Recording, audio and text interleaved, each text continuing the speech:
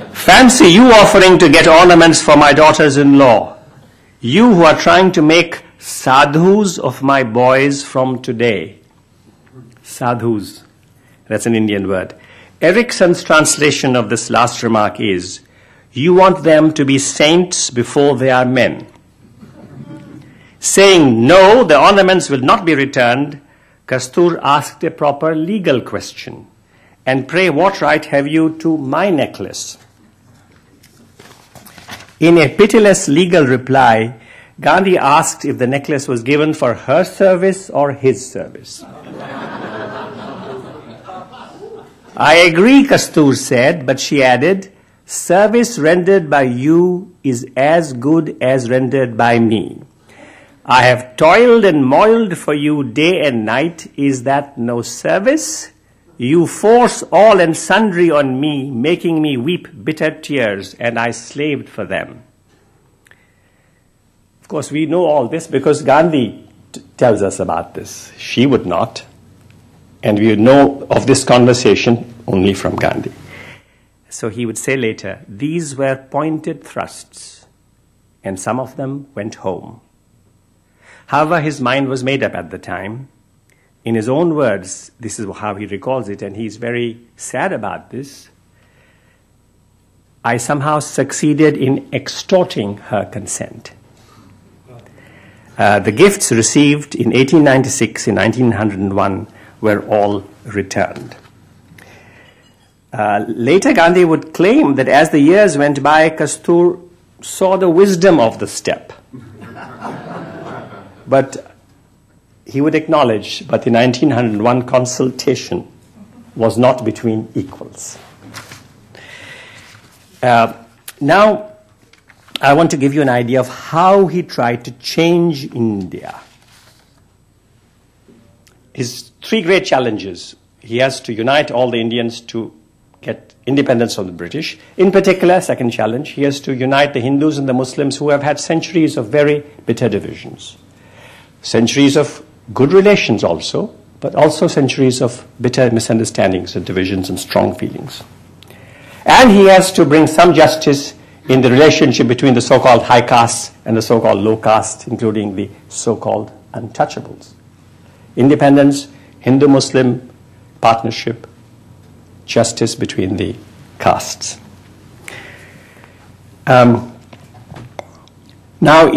He returns to India in 1915 from South Africa, and by this time he's 45 years old. Within 2 or 3 or 4 years, he's able to make quite an impact. And in the year 1919, 4 years after he's back, there's a very great movement all across India, you might say initiated by him. But then what happens is that in the Punjab, in the city of Amritsar, violence takes place. And 2 Indians, a Hindu and a Muslim, were arrested, and the Indians of Amritsar, the great city of the Sikhs in the Punjab, became very excited. There were demonstrations. And these demonstrations turned violent. 5 or 6 Englishmen were killed. An English schoolmistress was assaulted. Martial law was declared, and public meetings were banned. But word of the ban did not reach everybody, and on April 13 of 1919, about 10,000 Indians, Hindus, Sikhs, Muslims, gathered in a rectangular garden called Jallianwala Bagh, which was enclosed on 3 sides by 5-foot-high walls. Led by General Sir Reginald Dyer, troops arrived on the scene, occupied the only side of the rectangle that opened out, and fired. According to official figures, 389 men and women were killed in less than 10 minutes. Unofficial estimates suggested that around 2,000 might have died. It was perhaps the worst incident in the annals of British rule in India.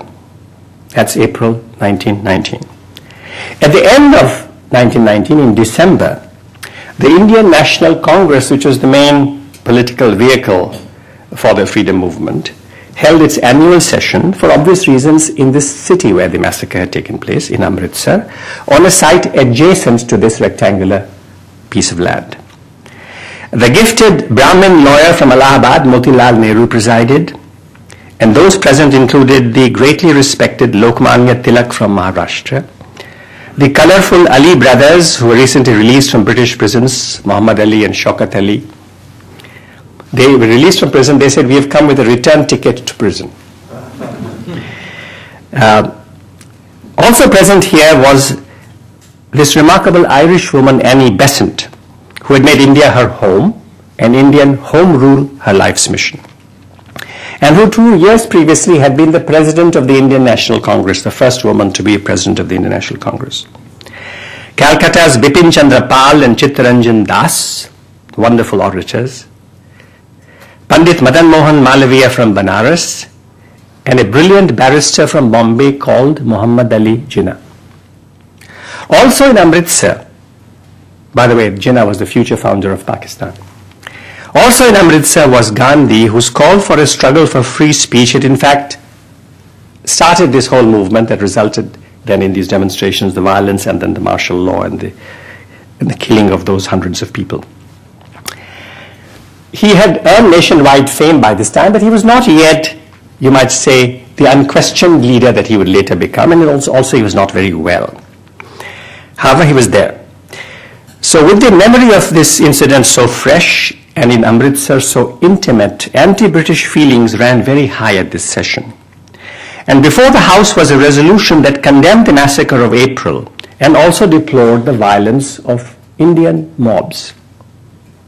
A record of the discussion on this resolution has been left by somebody who was there at the time, an eyewitness account, by K.M. Munshi, a lawyer and author from Bombay, who would hold senior positions in independent India. This is Munshi's eyewitness account of that meeting in December of 1919. And this discussion on this resolution condemning the massacre and also deploring the violence from the Indian mobs. The hearts of most of us revolted at the latter part of the resolution. This must have been Mrs. Besant's work, many thought. She was, after all, British. A white person, yes, the distinction between Irish and English and Scottish was not so well known to everybody. By the way, today, if there's a white person in India, he or she would be thought of as an American, yes. This must have been Mrs. Besant's work. Many thought she was, after all, British. One Punjab leader gave expression to this feeling rather crudely. "No one born of an Indian mother," said he, "could have drafted this resolution." Lokmanya Tilak was indignant, and so were Pal and C.R. Das, and the latter part of the resolution was lost by an overwhelming majority. The next day, the President wanted the committee to reconsider the resolution, as Gandhi ji, he said, was very keen on it. There were vehement protests. Ultimately, Gandhi ji was helped to the table to move that the resolution be reconsidered. He was not ill. He was not well, so he was helped to the table. He spoke sitting. Out of respect, the House sat quiet, but with ill-concealed impatience.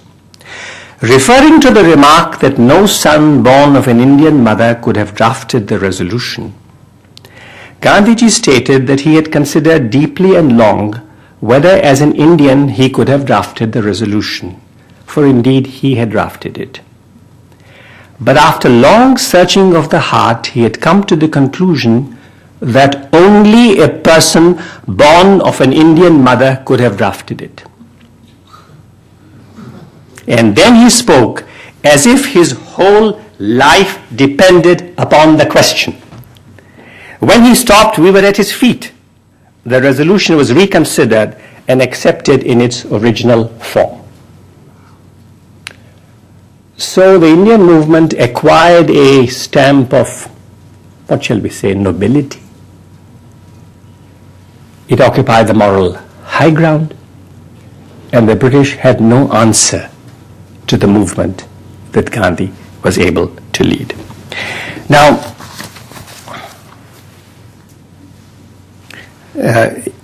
we should have some questions and discussion, but I do want to make a few other points. When it was clear that India was going to be independent, this was about a year or so before India became independent, but it was clear now that India would be independent.